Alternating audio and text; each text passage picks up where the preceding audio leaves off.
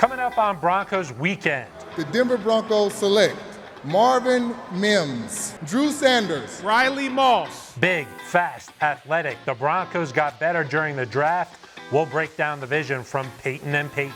George is the saver. I try to spin. And we'll tell you how the 5 players selected will make an impact this season. Live from Mexico City at the Broncos 2023 Mexico Tour. Plus, Terrell Davis and company were in Mexico representing the Broncos. And we'll take a look back at some vintage draft day celebrations from a couple of familiar faces. Denver's first-round selection, Steve Atwater, defensive back, Arkansas. Broncos Weekend starts right now.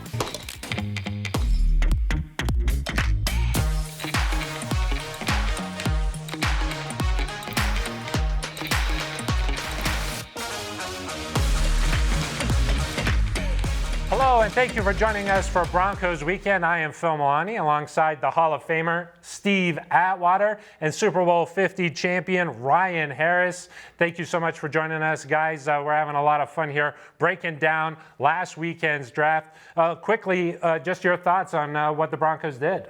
I thought they did a good job of really building some more depth into the roster, get another receiver, another cornerback, another safety.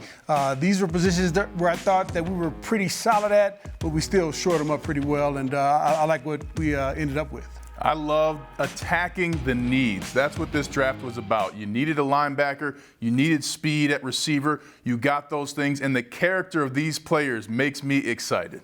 It wasn't just the 5 picks for the Broncos. They also made a trade with the Saints. They sent over a 6th-round pick, and in exchange, they got a tight end, Adam Troutman, and a 7th-round pick in return. What do you like about what you saw from Troutman? Yeah, well, he looks like he's a guy who can get up the field. Although his 40 time, I think he ran like a 4.8 in the 40-yard dash back in the day, but he looks like he's much faster than that. The main thing is, will he be able to block? And that's been the thing with most of our tight ends over the last several years. All tight ends have to be able to block to a certain degree. Well, I like to pick up 1, he's been in the offense of Sean Payton before as a rookie, had some production. And 2, he actually wanted to leave the Saints because he felt they were holding him back. He said, I can block, but I can do much more. So he's got a chip on his shoulder. And Steve will tell you as well, anytime you can get a player that has knowledge of the system, knowledge of the offense, that's really a player coach, and is really going to help the offense learn what Sean Payton wants to do. Yeah, 4 career touchdowns for Troutman. He brings some of that Saints experience to the Broncos. But looking at the draft, the Broncos had to wait until day 2.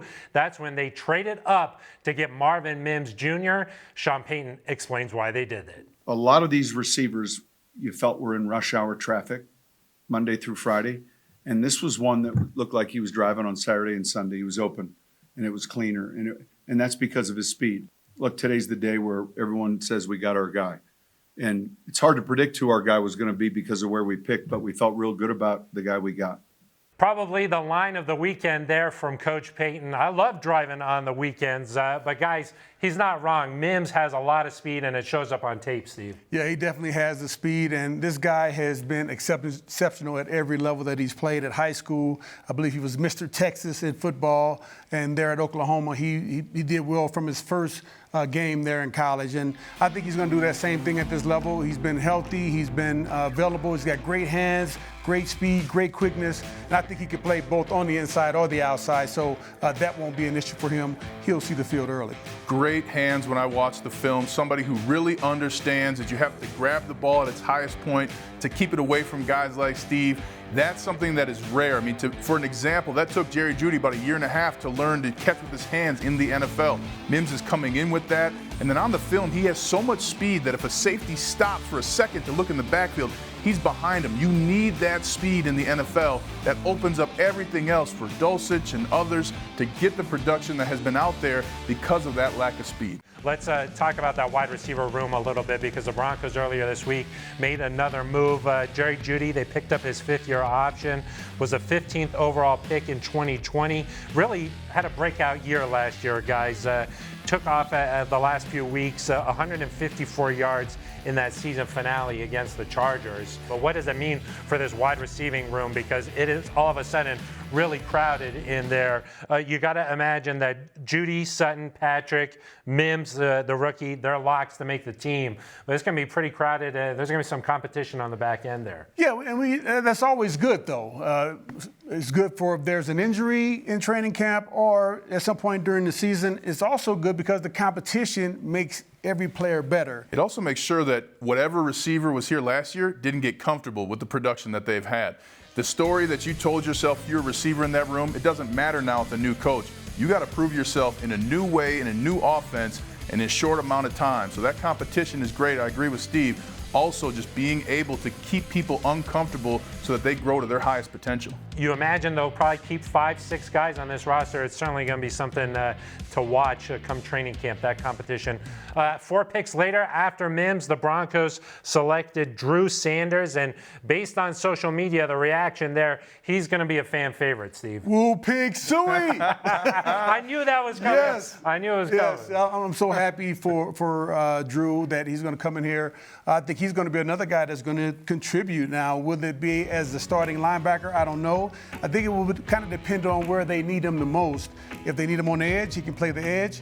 If Alex or Josie comes back and they're not up to par, they're not doing the way they did last year, maybe he'll fit in there. But he's going to contribute.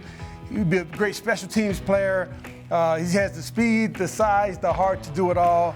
And one thing I saw that I love, his mom is his dietitian and his dad is his athletic trainer. So we know he's got tons of discipline. And Drew Sanders, when you watch his film, there's a lot to love. I mean, formerly at Alabama, so learned under one of the great defensive coaches and Nick Saban. And when I watch the film, he reminds me a lot of Luke Kuechly, a player who was very sound in his technique, took his time to diagnose a play, and once he makes a decision, look out. He fights through blockers. He's aware. This is going to be a player that Broncos country is going to love. And he hasn't been playing the position that long, right. So he's got a lot of growth that he can accomplish.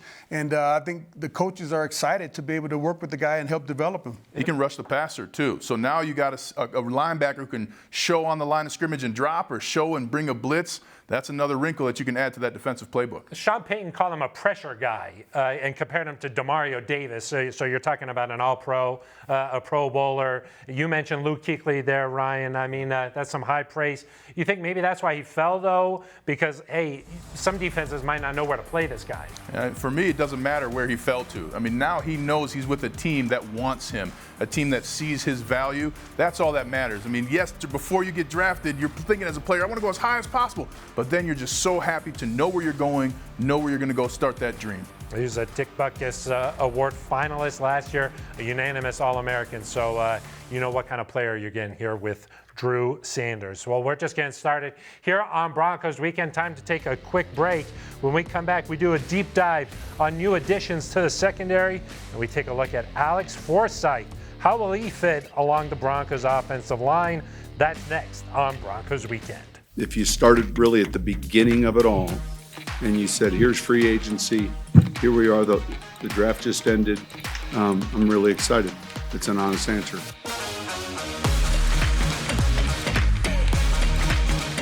I feel like we got 5 draft picks that fit the makeup we're looking for on and off the field. Athletic makeup as well. Felt like we helped ourselves on defense with the 3 draft picks, and I got some speed on offense as well with Mims, and then really pleased with our last pick, Forsythe, at center. You got some big guys, like you mentioned, some athletic guys. Is that what this team's going to be about next year? I think we know Sean wants size. He wants a big physical football team, and I think that's kind of been what we've been looking for all offseason. You look in free agency with some of the signings we did there, and now with the draft. We're back here on Broncos Weekend. Phil Milani in studio with Steve Atwater and Ryan Harris. That was Broncos general manager George Payton there talking about the defense a little bit and the additions that they were able to make. Steve, looking at the secondary there, Riley Moss, J.L. Skinner, what'd you see on tape from those guys?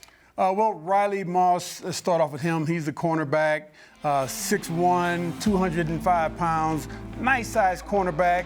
He's physical. He's able to support the run game really well. Only thing, I haven't seen a lot of man-to-man coverage out of him. I've seen a lot of zone coverage, and he's great at zone coverage, getting underneath the routes, breaking up on the shorter routes. But I want to see a little bit more man-to-man from him. We'll get a chance to see plenty of that in training camp. Well, I love Riley Moss. Watching his film, yes, he's in zone a lot, but he has unbelievable ball skills. Catching footballs, had some pick sixes this past season in college football. And the character of this guy is amazing. He was a gray shirt at Iowa, meaning he didn't even have a scholarship when he arrived on campus. He was willing to work, and in high school, he had the 3rd fastest time in the hurdles in the nation. So he's got speed, he's got some swagger. I really like Riley Moss. I think Broncos country will too. Yeah, Iowa kid that he just said, I want to play at Iowa. I'll pay, and I'll make plays on Saturday, and that's what he was doing. Well, you know Pastor Tan is locked in. Yeah. So, I mean, do you guys think he's going to compete for that other cornerback position with Damari Mathis, or you think Damari Mathis has it locked in? I think Damari played well enough to where he kind of has it locked in right now, but hey, he's going to push. Every rookie has to learn, right? That's the number one rule about being a rookie in the NFL. But with Riley Moss, you're going to have a guy who's willing to do the hard work. He even said in his interview, he doesn't say quarterbacks throw at me, he says throw to me. So he's always looking for the football. And those kinds of things, Steve, you know, having that in the locker room, having somebody who's showing up, always ready to do the little work, that's going to help that entire room and give you some depth. 4 interceptions in 2021. The defensive back of the year in the Big Ten. So, and this guy's physical, Steve. I know you like to see that. Let's talk about J.L. Skinner a little bit, too, because he's another big guy, 6'4", 209 pounds, a safety who also brings a little bit of it. Man, I turned on the film of J.L. Skinner, and my heart just lit up. Saw yourself a little bit. Oh, man, I love the way that this guy plays. I love his physicality. He moves so nimbly. You know, he can move really well for a guy that's 6'4", 210 pounds. He doesn't look that big. His legs seem like they're real tiny, like Deion Sanders' legs. But he can fly. He can fly. I saw a video of him when he was covering a tight end at the Senior Bowl, and the tight ends came off the line of scrimmage at about 5 yards. He chucked him in the line, and the tight end just went to the ground. Yeah. And I was like, there we go. We may have a guy who can. He wasn't expecting that, huh? No, I wasn't expecting that. But, hey, we need somebody who can cover tight ends, and he may be the guy who can match up with the Travis Kelce's of the league. And he gives you teeth on the back of the defense. I mean, anytime you have a safety that wants to hit, can come up into that box and lay the wood like that, that gets the notice and awareness of the offense. So there are going to be guys who maybe don't think JL can hit hard. They're going to find out real quick that he lowers that shoulder. And anytime that safety can bring power, well, now you're getting power on the defensive line. You got the linebackers flying up, and here comes a safety ready to finish the deal. That's a total defense. Did you ever have to block a safety? Yes, Cam Chancellor, I hit him as hard as I could. He didn't fall down. I mean, but again, he was a 6'4" safety. And when you have that height and size, I mean, hello, you can go to the Hall of Fame. So I love J.L. Skinner having him here and bringing him in to be a physical piece of a secondary that really has missed that physicality the last couple of years. And Cam Chancellor, by the way, is his favorite safety. Ooh, Makes okay, sense. I He like plays that. like Yeah, that. Makes sense. There's a spot there open next to Justin Simmons, so we'll have to see what the Broncos do there. Maybe it's Caden Stearns. George Payton also said that Kareem Jackson still, they're having conversations there, so we'll have to see. The Broncos did do their homework on J.L. Skinner, though, and they really liked what they saw from the Boise State safety. I mean, the first thing you see is his size. You know, he's almost 6'4", and that, you know, the athletic ability for that size is we thought was unique. You know, the short area quickness, the range. You see the ball skills on tape. The thing that really sticks out is his physicality. You know, and playing downhill in the run game, and you see that all over the tape. He's a fun watch. And then the final pick for the Broncos in the draft, center Alex Forsythe, the center from Oregon. I know that the Broncos were happy to get him with the third to last pick.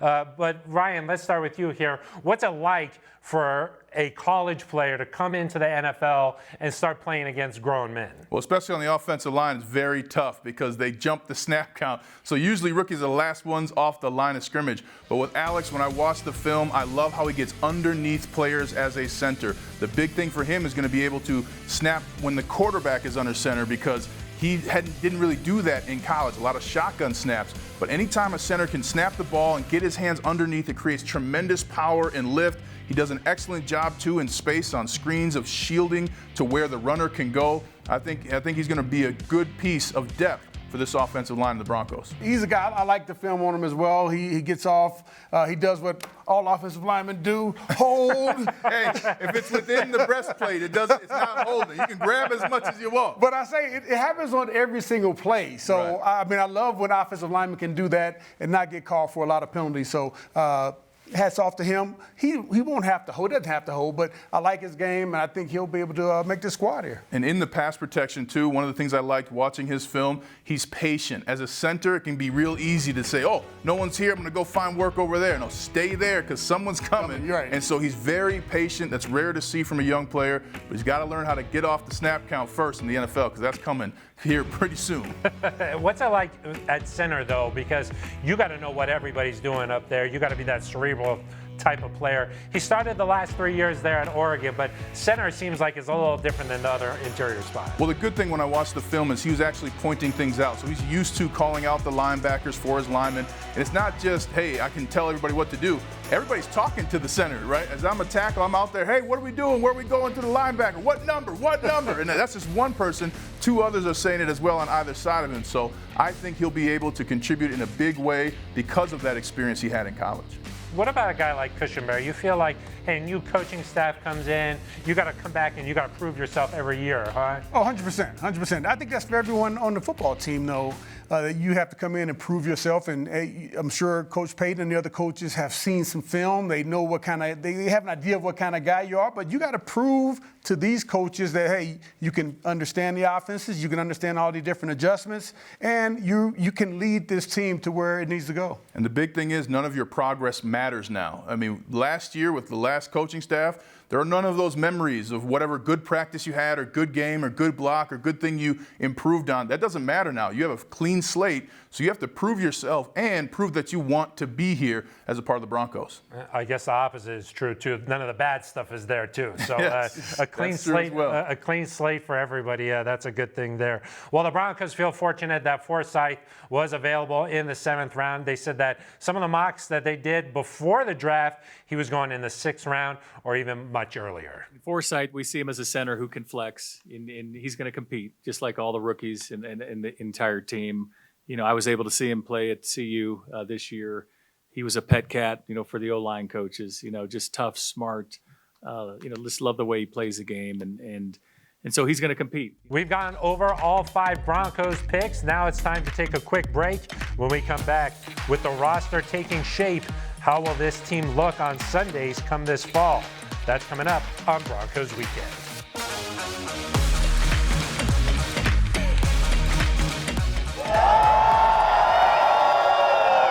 Broncos, rah, rah, rah. We couldn't be more excited to spend a few days here in Mexico City, as well as later on this weekend in Monterey. We're really excited about what we're going to do. It's going to be a great commitment to fans, to youth, and to community. And as we talk about Broncos country, it's not limited to Denver or Colorado or even the United States. It's truly global.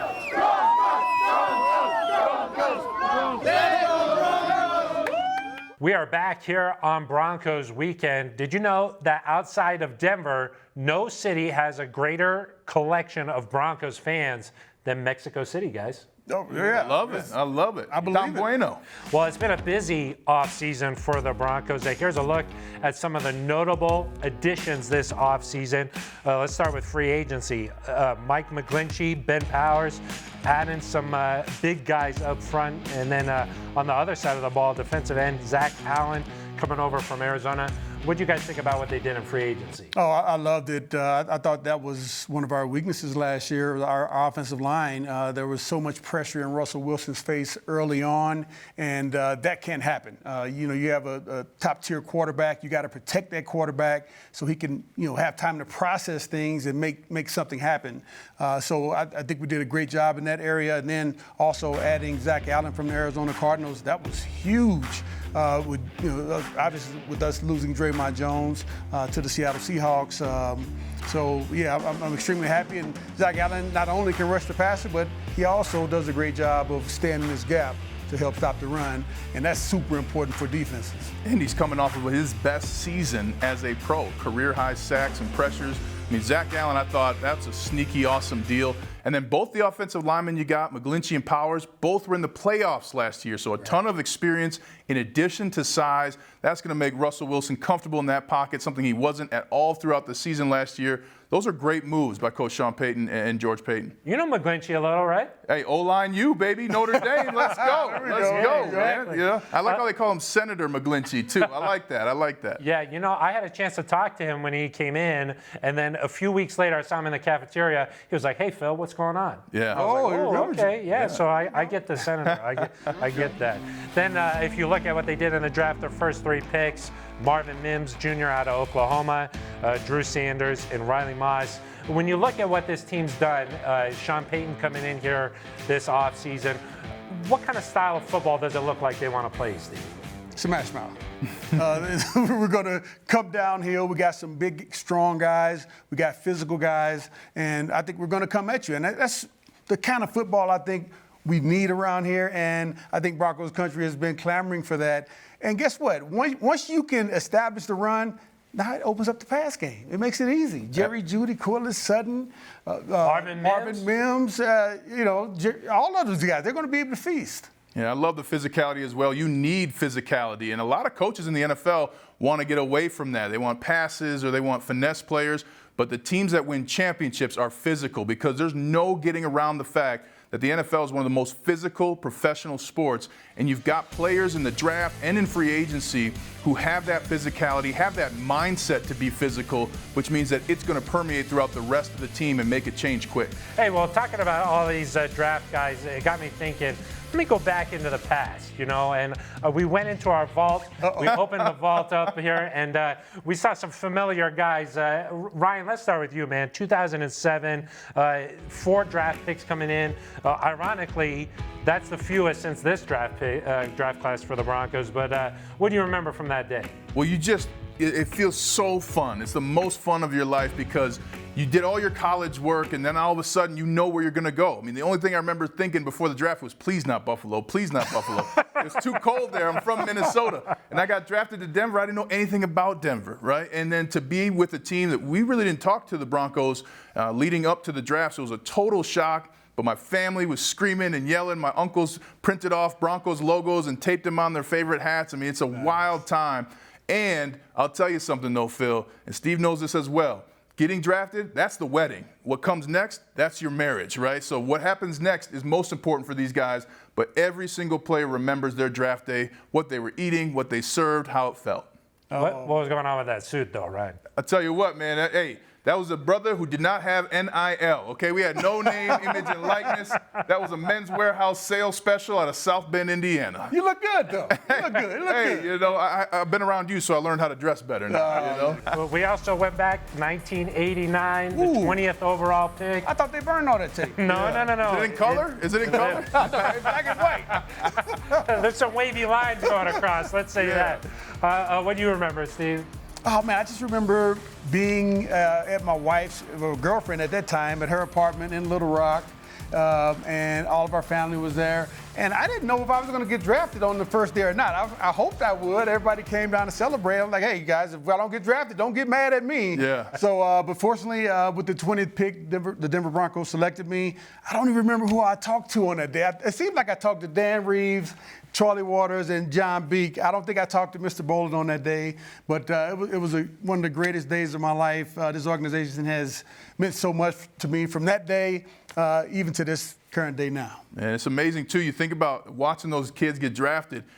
You're sitting in a room and everybody's waiting for something to happen to you. It's the strangest feeling in the world. And then also, after I talked to Coach Shanahan, they're like, hey, hold on, we got to get you with our travel office. So I'm like, what? Like, I got to book a flight? My parents are like, where are we going? Where are you going to go? And I'm like, give me 5 minutes, I got to book a flight. So a lot happens quick for rookies. It's really a unique experience. Steve, you remember your first day at the facility? Yes. My first day, I met Carl Mecklenburg. Woo. And he looked like a giant. Yes. And I felt like I was...